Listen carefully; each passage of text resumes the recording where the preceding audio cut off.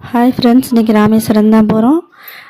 பாருங்கள் கடல் எவ்வளோ அழகாக இருக்குன்னு என் பாப்பாவுக்கு ஒரே சந்தோஷம். ட்ரெயினில் போயிட்டுருக்கோம். ட்ரெயினில் போனால் தான் நீங்கள் கடல் இது மாதிரி பார்த்துட்டே போகலாம், அழகாக இருக்கும். இப்போ வந்து போன வட்டம் வரையில் கீழே ஜெல்லி ஃபிஷ்லாம் இருந்துச்சு, இந்த வட்டம் ஜெல்லி ஃபிஷ்லாம் தெரியல. இப்போ வந்து கோயிலுக்குள்ளே வந்தாச்சு. இப்போ ஃபஸ்ட்டு கடலில் போய் குளிக்க போகிறோம். கடலில் குளிச்சாச்சு. இப்போ நம்ம கடலில் குளிச்சாச்சு.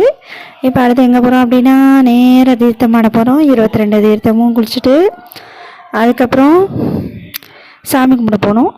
இப்போ தீர்த்தம் குளிச்சாச்சு, நேராக சாமி கும்பிட போகிறோம். இதெல்லாம் கோயிலோட பிரகாரம் உள்ள கோயிலோட அமைப்பெல்லாம் ஃபோட்டோ எடுத்திருக்கேன்.